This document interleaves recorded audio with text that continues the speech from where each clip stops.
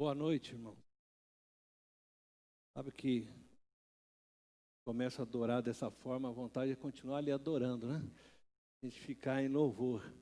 Mas eu tenho certeza que Deus vai continuar falando ao seu coração, ministrando a sua vida, né, em virtude de nós hoje termos uma programação como a ceia.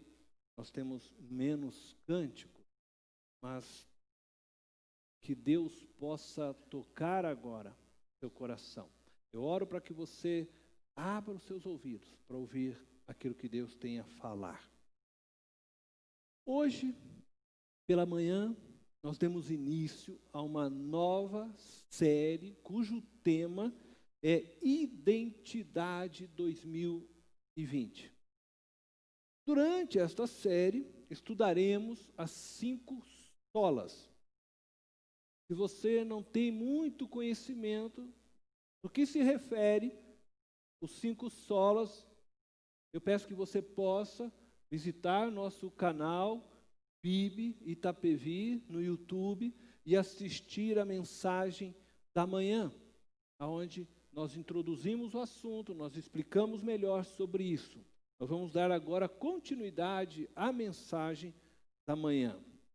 Todo ano, no mês de novembro, mês em que a nossa igreja comemora o seu aniversário. Então, nós estamos no mês do aniversário da igreja.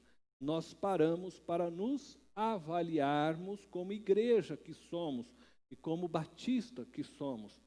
Novembro é o mês que reafirmamos os nossos valores, nossa visão, nossa missão.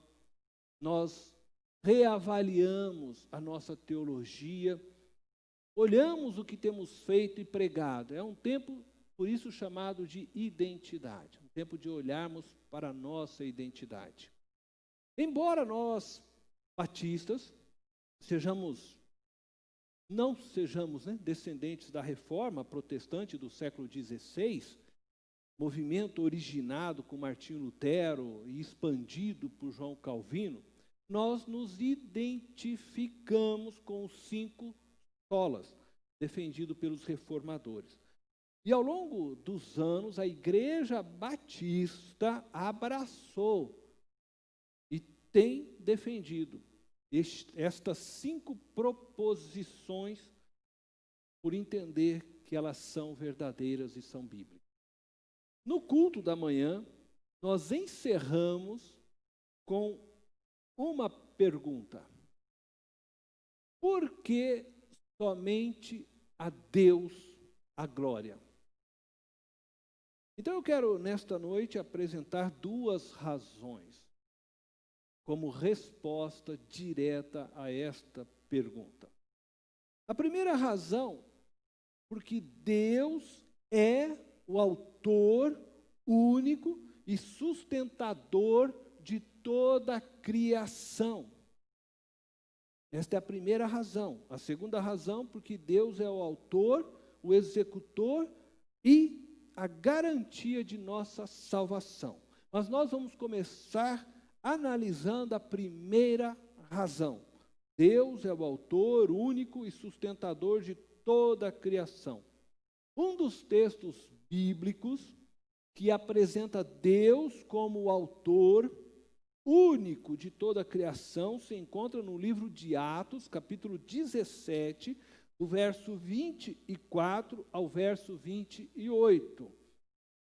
O apóstolo Paulo, quando esteve na cidade de Atenas, ele encontrou lá uma imagem dedicada a um Deus desconhecido pelos atenienses. Paulo, diante então aquela plateia que lá se encontrava, os atenienses, disse a eles que aquela imagem feita, esculpida a um Deus desconhecido, era conhecido por ele. Isto é, o Deus que eles diziam ser desconhecido, Paulo diz: eu conheço esse Deus.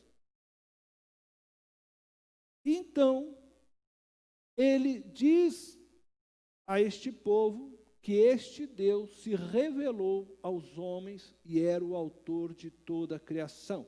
Então eu quero ler com vocês as palavras do apóstolo Paulo.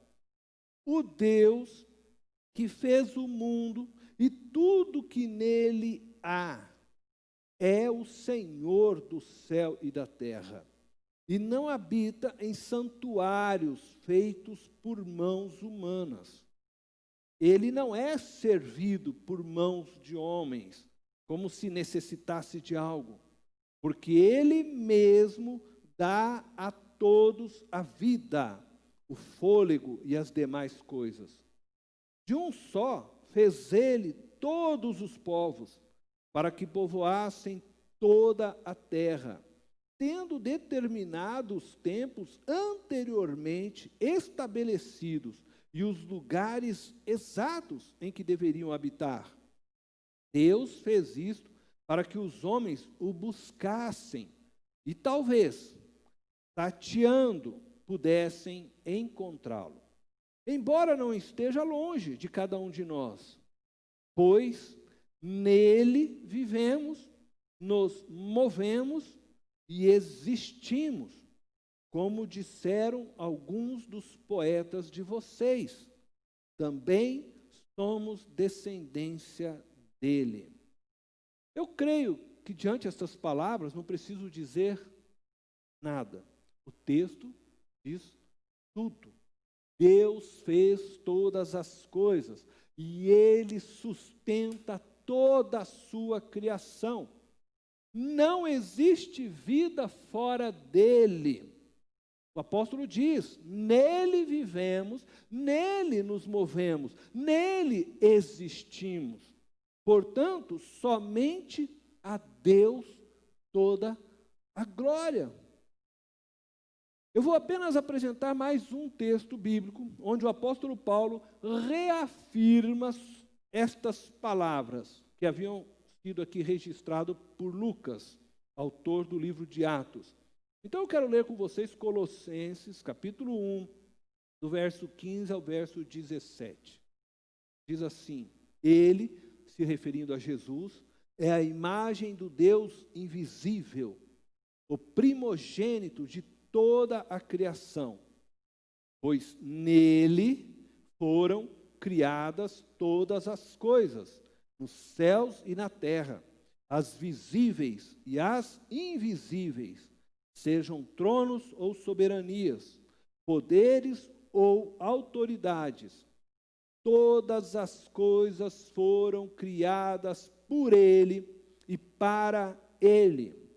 Ele é antes de todas as coisas e nele tudo subsiste. Bom, diante desse texto está claro mais uma vez, né, a afirmação do apóstolo. Então, só nos resta reconhecer que Deus e é o Criador de todas as coisas. Só existimos nele, só nos movemos por Ele. Então a Ele toda a honra e glória. A segunda razão, e aqui eu vou me deter um pouco mais, porque Deus é o autor, né? É o executor, e Ele é a garantia de nossa salvação. Qual é a nossa participação na obra da salvação? Nenhuma. Nenhuma.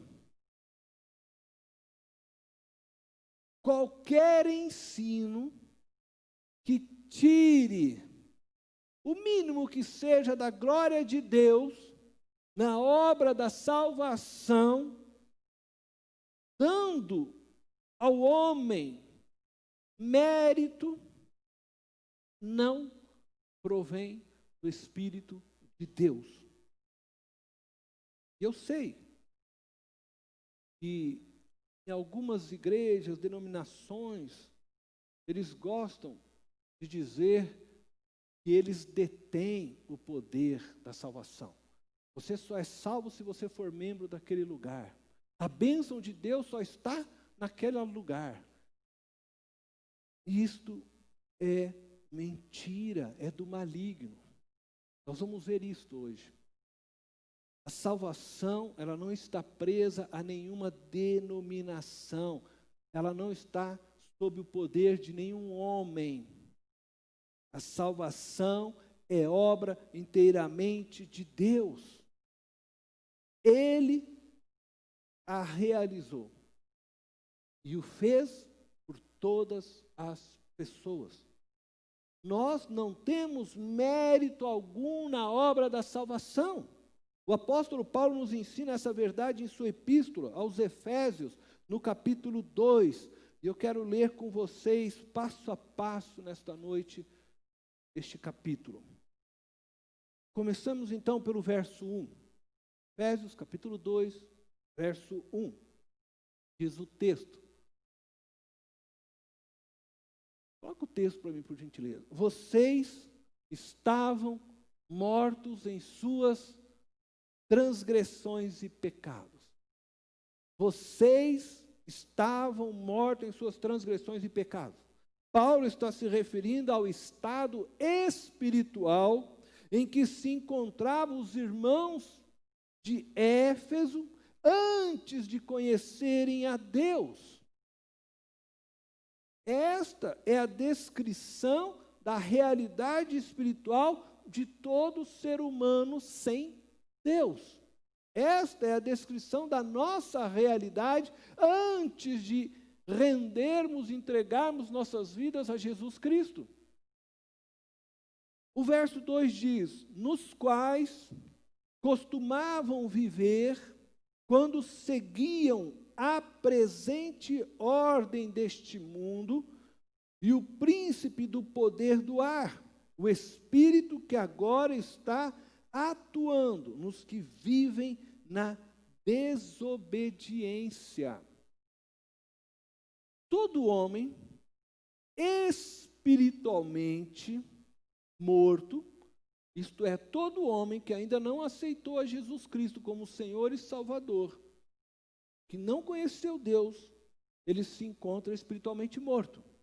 Então, todo homem, Paulo está dizendo, espiritualmente morto, ele é alguém conduzido pela ordem deste mundo. O que ele está dizendo é que é alguém dominado pelo conjunto de valores que caracterizam a cultura deste mundo. E lendo isso em nossos dias, nós podemos dizer que é alguém dominado pela cultura pós-moderna dos nossos dias. As pessoas pensam que são livres, mas, na verdade, seus pensamentos são construídos pelos valores que a mídia, que os telejornais, que as novelas, que os filmes vão introduzindo em suas mentes. E elas passam, então, a pensar conforme estes manipulam suas mentes e seu pensar. Basta você olhar a mudança de todos os conceitos e valores num período aí, por exemplo, de 50 anos. Pegue alguém um pouco mais velho e converse com essa pessoa e pergunta para ele quais eram os valores e princípios há 50 anos atrás. E você então vai ter a noção de como que toda esta mídia, telejornais, filmes, novelas vieram mudando valores e princípios. E às vezes a gente pensa que, né, nós somos livres, nós pensamos que queremos, você pensa o que eles querem. Essas redes sociais manipulam as mentes das pessoas. Elas te conduzem, te dirigem para um pensar. E é por isso que hoje nós temos as pessoas cada vez mais polarizadas. Você ouve, por exemplo, faz de conta, tá? Você ouve um tipo de música, por exemplo. Você vai lá no YouTube e ouve um tipo de música, ou no Facebook você gosta de música, por exemplo, gospel. E aí, imediatamente, o que eles vão fazer? Eles vão te enviar um monte de músicas gospel, para que você fique cada vez mais gospel. Então, você vai ficando totalmente lá do gospel. Se você, por exemplo, é alguém que gosta de filmes de ação violento, eles vão te mandando cada vez mais filmes de ação e violento, porque eles acham que você gosta, eles querem vender o produto. Mas aí você vai assistindo tanto filme de ação e violento, que você vai ficando mais lado violento, você vai ficando mais desse lado. E assim também funciona a política. Se você, sabe, ousar clicar um pouquinho lá no partido, talvez, né? Qualquer lá que você escolher, seja da direita ou da esquerda, vão começar a te mandar um monte de informações sobre aquilo. E quanto mais daí você vai lendo uma informação de um lado, mais tapado você fica. E você só começa a pensar daquele jeito. Por quê? Porque você só recebe gente da esquerda, então você pensa da esquerda. Se você só recebe gente da direita, você vira da direita. E vocês começam a virar o quê? Pessoas polarizadas. E aí acha que é livre. Não, mas eu penso livre. Não, você é um tapado. Você está pensando o que eles querem que você pensa. E eles estão te induzindo àquele caminho. Por isso é muito importante, eu sempre digo, você equilibrar as coisas. Tente sempre ouvir os dois lados. Pense um pouco, reflita. Não ouça apenas um lado. Seja ele de esquerda, seja direita, seja o filme. É igual eu falei, aprenda a olhar com amplitude. E quando eu falo aqui tapado, por favor, não se sinta ofendido. O que eu estou querendo dizer mesmo, sabe aquelas coisas, quem é mais antigo sabe, né? Que você colocava no cavalo uma viseira, que era um tampão, para ele não olhar do lado. Por exemplo, aí o cavalo está andando, o que acontece? Se ele vê do lado alguma coisa que interessa, ele vai querer ir para lá. E eles faziam isso para impedir isso. E é isso que eu quero dizer. Você tapado, a pessoa coloca sobre você apenas um tipo de visão, de imagem, e você começa a absorver aquilo, você está ficando com a tua visão tampada, você não consegue mais enxergar além daquilo. E aí você, então, é manipulado. E é isso que Paulo está dizendo. Então você é conduzido, segundo o apóstolo Paulo, pela ordem deste mundo. E aí, ele diz também pelo príncipe do poder do ar. O Espírito, ele diz, que agora está atuando nos que vivem na desobediência. Esse príncipe do ar que ele se refere é o maligno. É o maligno que atua sobre aqueles que não têm Deus. É isso que ele está dizendo, sobre os filhos da desobediência, aqueles que estão em desobediência com Deus, aqueles que ainda não se curvaram a Deus. Então ele usa estas pessoas para manipular as demais pessoas. O príncipe do ar, por quê? Porque ele não tem espírito, é por isso que ele chama de príncipe do ar. Desculpa, né? Porque ele não tem corpo, né? Ele é um espírito, né? Ele não tem corpo, e por isso ele chama príncipe do ar. Mas ele age nas mentes das pessoas, manipulando-as, induzindo-as. Então, aqueles que seguem a ordem deste mundo, acabam, na verdade, por seguir aquilo que esse príncipe do ar, este maligno, está querendo fazer e realizar. São prisioneiros, no fim, do mundo e do próprio diabo. Por isso que a Bíblia diz, lá em 1 João, o mundo jaz no maligno. O apóstolo está em concordância com o que João escreveu. Aí o versículo 3 diz assim, anteriormente, todos nós também vivíamos entre eles. Todos nós, ele está escrevendo aos irmãos da igreja, porque anteriormente, antes de vocês aceitarem Cristo, e agora Paulo está se incluindo também, né? Todos nós, eu também, ele está querendo colocar o seu nome. Nós vivíamos assim, daí ele vai dizer, satisfazendo as vontades da nossa carne, seguindo os desejos e pensamentos, como os outros. Éramos, por natureza, merecedores da ira. Paulo se inclui e aí diz, nós éramos assim. Nós que não tínhamos Cristo, nós estávamos vivendo assim, com esse tampão.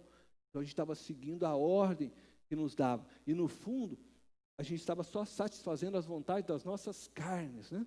Seguindo os desejos, os pensamentos do nosso homem interior pecaminoso. Quando Paulo diz, éramos por natureza merecedores da ira, a melhor tradução, na verdade, para esse texto, porque aí aparece a palavra tekná, essa palavra tekná é filhos, a melhor tradução, éramos filhos, por naturezas da ira. Essa seria a melhor tradução para esse texto. Quer dizer, sem Deus, nós éramos filhos da ira. O que isso significa? Que nós éramos filhos debaixo da ira, do julgamento de Deus. Sem a graça, que nós vamos falar daqui a pouco, né? Sem a salvação de Cristo, nós estávamos debaixo da ira de Deus. Nós éramos filhos da ira, né? Nós estávamos debaixo dessa ira. Aí o versículo 4 diz assim, todavia, aqui começa a coisa boa, né? Todavia, Deus que é rico em misericórdia, pelo grande amor com que nos amou. Paulo, do verso 1 ao verso 3, que nós acabamos de falar, estava descrevendo que somos pecadores, que nascemos debaixo da ira de Deus. Agora, no verso 4, ele traz a palavra todavia, algumas traduções mas, né? É uma palavra que traz para nós um novo significado, uma inversão agora de coisas. É uma palavra, uma conjunção adversativa, quer dizer, embora nós éramos pecadores, embora nós merecíamos, né, a condenação, embora, ele está dizendo, mas Deus por seu grande, ele está trazendo uma coisa oposta, né? Mas Deus por seu grande amor. Eu quero dizer uma coisa antes, preste atenção, toda ideologia construída sobre a ideia de que o ser humano é bom, intrinsecamente, ela é uma afronta à verdade revelada por Deus. O apóstolo está dizendo a nós que nós somos filhos da ira, desobedientes, pecadores. É isso que ele fala de nós. Então, qualquer ideologia, qualquer ensino, sabe dessa coisa que, olha, se você buscar lá no seu coração, você vai encontrar bondade. Não, você vai encontrar um coração torcido para a maldade. Ah, se eu entrar dentro de mim, eu vou ficar lá, eu vou mergulhar dentro de mim, achando que isso vai me levar a um caminho de salvação, de luz. Não, isso vai te levar para a perdição, porque toda a natureza nossa foi corrompida. Lá no Éden, nós nascemos agora no pecado. Então, se você não sair de você para Deus, se você não sair de você e buscar em Jesus salvação, você vai se afundar cada vez mais. Bom, isso significa que o homem, ele não é mau porque a sociedade é má. Nós estamos no meio de uma sociedade má, é verdade. E nós sabemos, claro, que pessoas, por falta muitas vezes de estudo, de oportunidades, acabam se inclinando para o mal. Mas não é porque a sociedade é má, é porque o mal já está dentro dele. Então, não é a sociedade que torna o homem mau, o homem torna a sociedade má.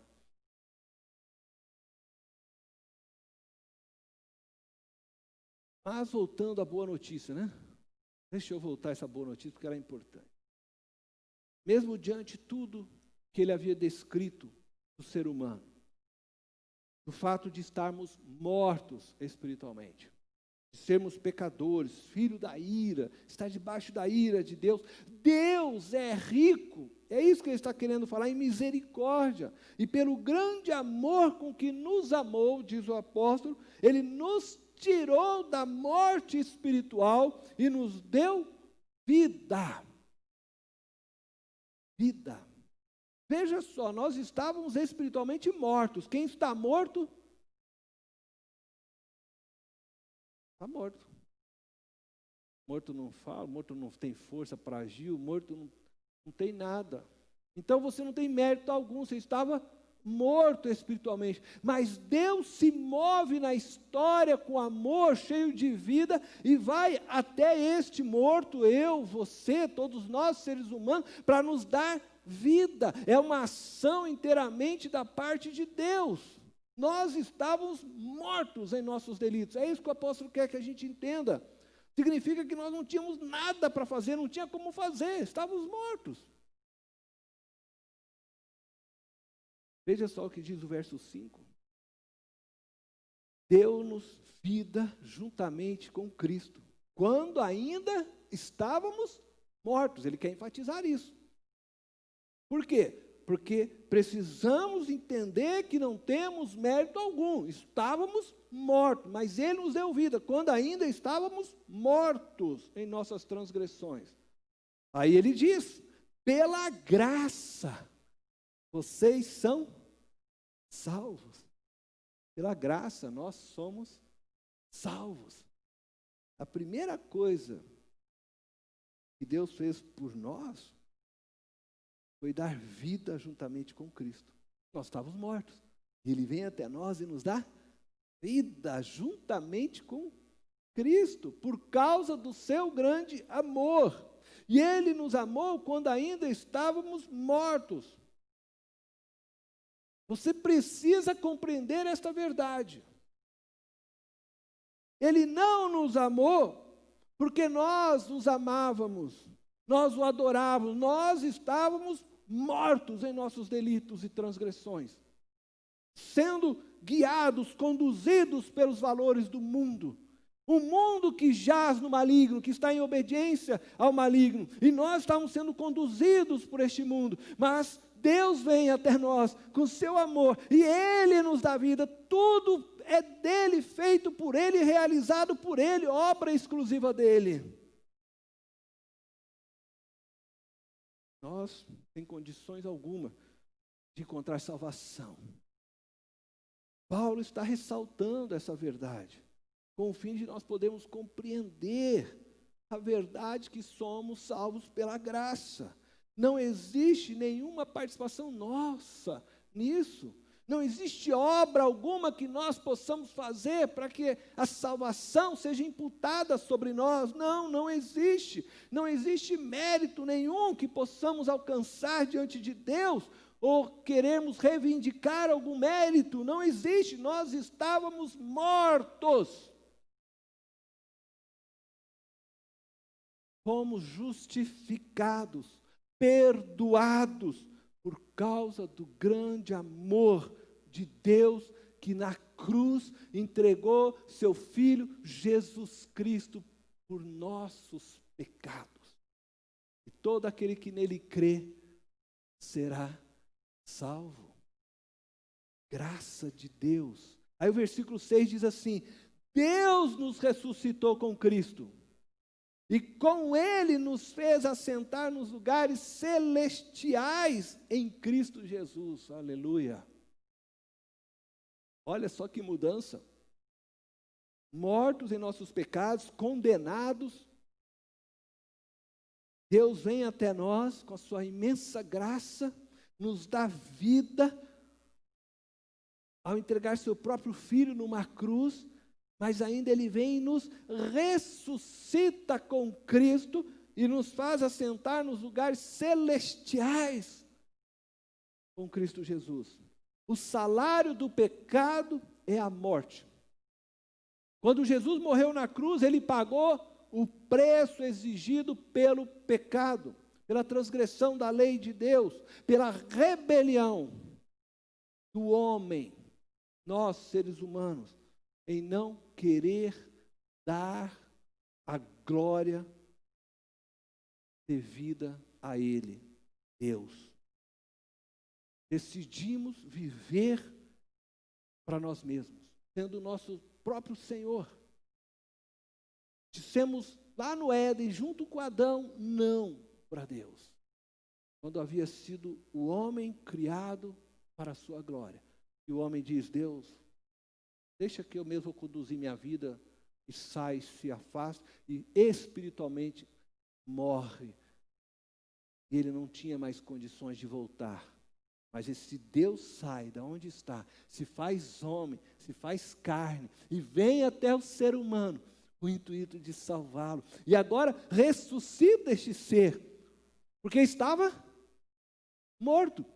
Aí nós somos agora também ressuscitados com Cristo. E somos com Cristo levados a sentarmos nos lugares celestiais, aleluia.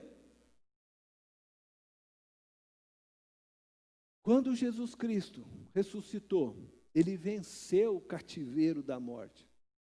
Ela, a morte, já não podia mais agora requerer dele, Jesus, mais nada, pois ele já havia morrido e pago o preço dos nossos pecados que estava sobre nós, porque ele não tinha pecado. Então ele paga o preço dos nossos pecados. E quando Jesus então ressuscitou, o Pai nos ressuscitou com ele. Isso já se fez espiritualmente, pois a morte, queridos, foi vencida na cruz. Ela não tem mais hoje o poder sobre nós. E é por isso que Jesus já anuncia a Marta e a Maria, antes mesmo, já declarando que aquele que crê em mim viverá, mesmo que morra, ele diz, viverá, porque ele sabia que a vitória sobre a morte estaria ali. E hoje ela não tem poder sobre mim, sobre você. Porque ainda que a gente vai deixar este corpo, mas nós estaremos vivos com Cristo. Todo aquele que crê estará vivo com Cristo eternamente. Não existe mais dívida sobre nós. Toda a dívida que pesava sobre nós, por causa dos nossos pecados, foram pagos e perdoados. Jesus, ao ressuscitar, nos libertou da escravidão do pecado, do mundo e do diabo. Por isso o apóstolo começa quando nós vemos dizendo, antes éramos, nós não somos mais. Nós não somos mais escravos do pecado, nós não somos mais escravos do mundo, nós não somos mais escravos do diabo. Ele nos libertou e nos fez assentar nos lugares celestiais com Cristo. O que isso significa? Isso significa que Deus nos colocou na mesma posição de Jesus, na posição de filhos. Quem está sempre assentado à direita de Deus Pai, toda vez que você lê o texto, você vai ler, quem está assentado à direita de Deus Pai? O Filho. E aí, ele vai lá e fala assim, senta aqui também. Vem, senta também. Você é meu filho também, a partir de agora. Então, Deus vem até nós, cheio de pecados, mortos em nossos delitos, transgressões, nós que não conseguimos sequer chegar a Deus, e Deus vem então até nós, Ele paga o preço dos nossos pecados, e agora Ele vem, nos abraça e fala, vem comigo, você vai sentar aqui junto no trono com meu filho. A Ele toda a glória, somente a Ele toda a glória. Paulo, pensando, eu imagino que ele pensou isso, né, na continuidade do texto, tá? Que alguns poderiam perguntar a ele, e por que Deus nos colocou na posição de filhos? Ele se antecipa e responde no verso 7, veja só, ele já está respondendo a uma pergunta no verso 7, para mostrar nas eras que hão de vir, a incomparável riqueza de sua graça, demonstrada em sua bondade para conosco em Cristo Jesus. Deus fez isso, nos salvou, para mostrar a todas as gerações a incomparável riqueza de sua graça. Deus nos salvou e nos colocou na posição de filhos, para mostrar a sua glória. Glória que não pode ser comparada de ninguém. Glória que não pode ser dada a nenhum outro ser. nós estávamos mortos. Porque um dia dissemos não para Deus, mas Deus, por seu imenso amor, entregou seu Filho único para morrer numa cruz, pagando o preço de nossos pecados, nos dando vida quando ainda estávamos mortos, e nos recebendo em Cristo Jesus como filhos. E todas as gerações, é isso que o texto está dizendo, todas as gerações, e eu acredito que a gente pode incluir aqui os anjos, todo ser criado, ao olhar para o Filho Jesus Cristo e a obra realizada por Ele na cruz, reconhecerão que somente Deus é digno de toda glória. Não existe amor, bondade, graça que possa ser comparada à obra realizada por Deus naquela cruz. É isso que o texto está querendo nos mostrar. Qualquer criatura que busque glória para si, erra o alvo, pois fomos criados para a glória dele. Entretanto, eu digo novamente o que disse pela manhã, Deus buscar sua glória não é errado, pois não existe nenhum ser acima dele, não existe ninguém que possa ser comparado a Ele. Portanto, se Ele prestasse glória a qualquer outro ser, nós também deveríamos prestar. Afinal, esse ser seria, então, maior do que Deus? Mas não existe. E é por isso que Deus ama a sua glória. É por isso que Deus zela pela sua glória. Deus é o único Deus, não existe outro. Portanto, irmãos, a Ele toda a glória pelo século dos séculos. Amém? Agora eu vou gastar um tempinho aqui com vocês. O apóstolo Paulo afirma nos versos 8 e 9 a realidade da salvação unicamente como graça de Deus. Ele afirma, para que não haja dúvida alguma, de que o homem não tem participação na obra da redenção. Depois de todas estas palavras, Paulo se preocupa em deixar isso muito claro, e agora ele é bem direto, né? Eu vou dizer assim, taxativo. Ele diz assim, pois vocês são salvos pela graça, por meio da fé, e isto não vem de vocês, é dom de Deus, não por obras para que ninguém se glorie. Eu vou destacar 3 coisas aí.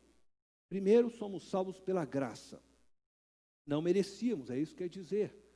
Graça é um favor de Deus a nós. Merecíamos a condenação eterna, mas Ele vem e nos salva. Graça. Por amor, Ele nos salvou. Segunda verdade que está aí, por meio da fé. Salvo pela graça, Deus vem e faz um favor, e agora por meio da fé. Alguns teólogos acredito que a expressão seguinte, isto não vem de vocês, nem por meio da fé, isto não vem de vocês, se refere à fé. Então eles dizem que a fé para a salvação também é dada por Deus. Querendo dizer dessa forma, que não existe mérito algum da nossa parte, porque até mesmo a fé que você tem para crer é fé dada por Deus. Alguns teólogos adotam essa postura. Isso, na verdade, para poder explicar uma doutrina chamada expiação limitada. Essa é uma doutrina defendida por João Calvino, que Jesus na cruz morreu somente por aqueles que o Pai havia predestinado, escolhido antes da criação do mundo. Então a morte de Cristo ela é limitada, segundo essa teologia, a estas pessoas que o Pai havia escolhido antes da fundação do mundo. Eles chamam então essas pessoas de eleitas. Deus elegeu alguns e aí Deus morreu na cruz por estas pessoas.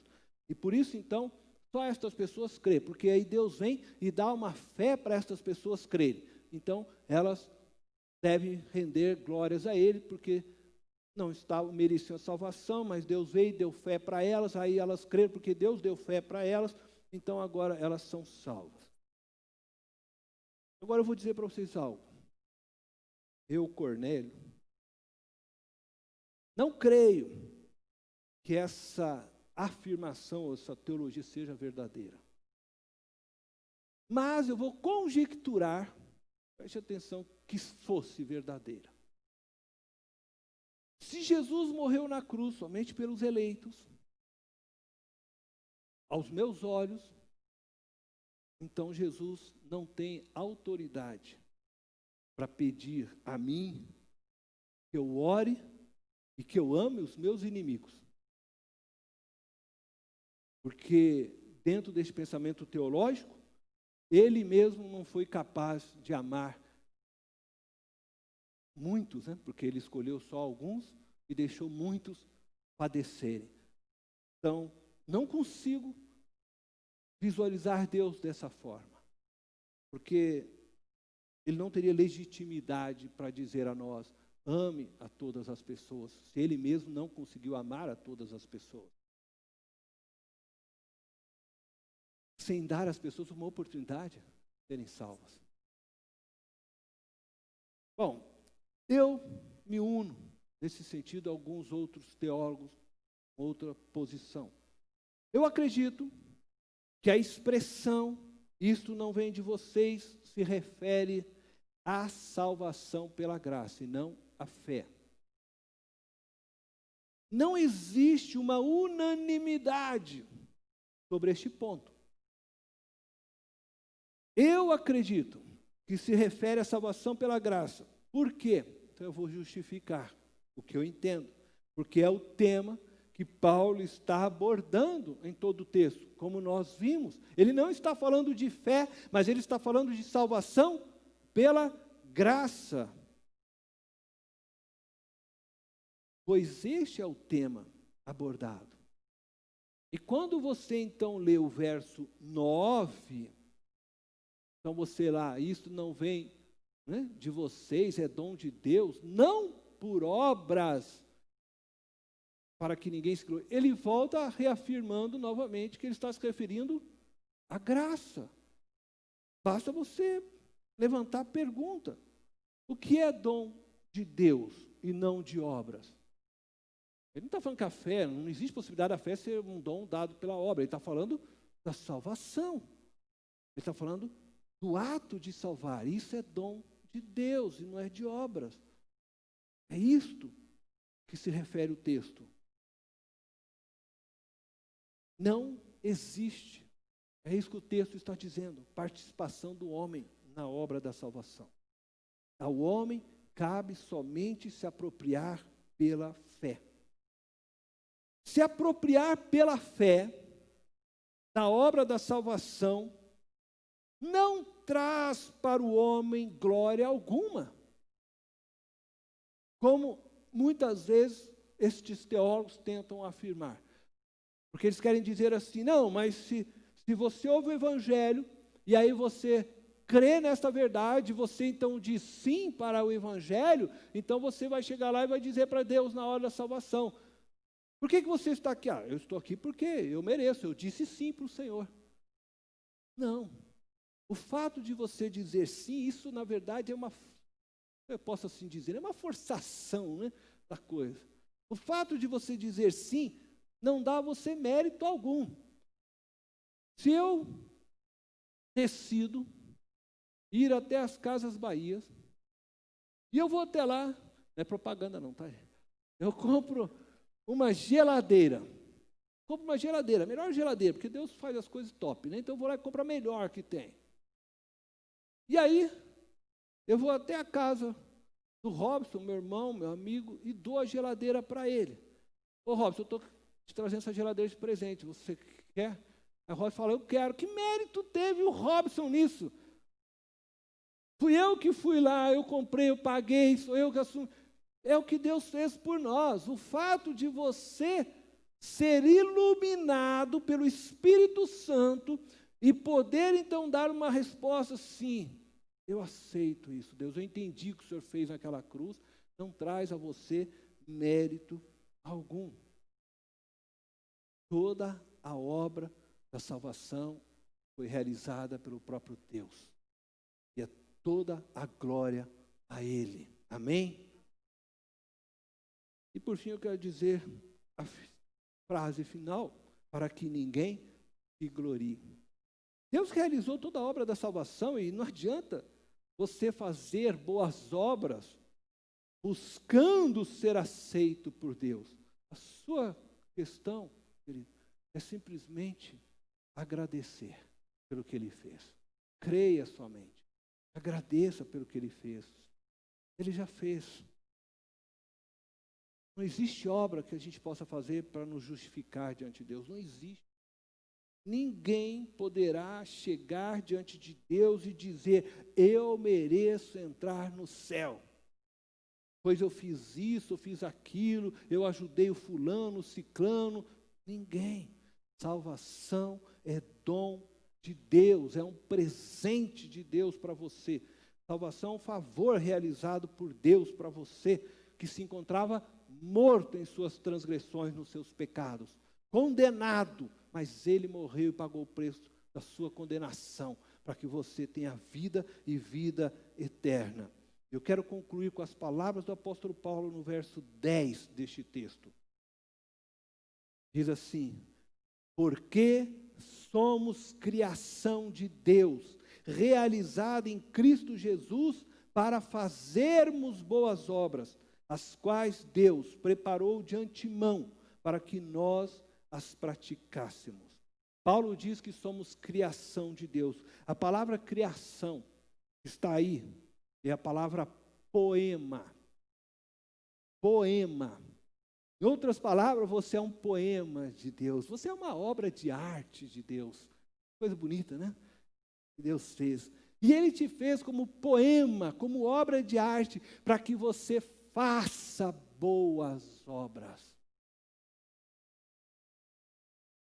Somos um poema para fazermos boas obras. Somos salvos sem obras, mas criados por Deus para fazermos boas obras. Somente a Deus toda a glória pelos séculos dos séculos.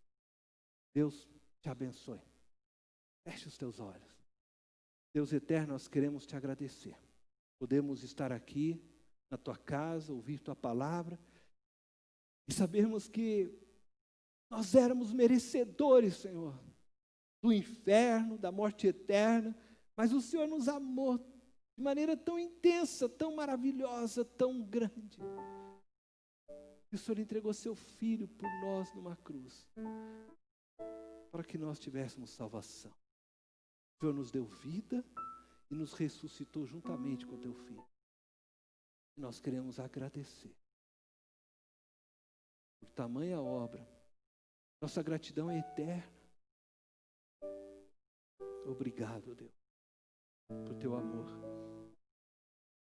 Em nome de Jesus.